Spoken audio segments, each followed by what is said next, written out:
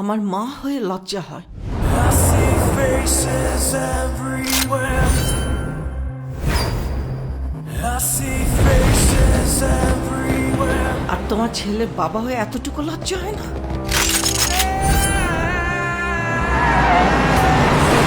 উনি একজন drug addicted.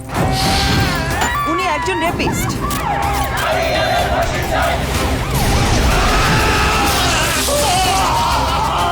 আপনার ছেলে একটা জানোয়ার।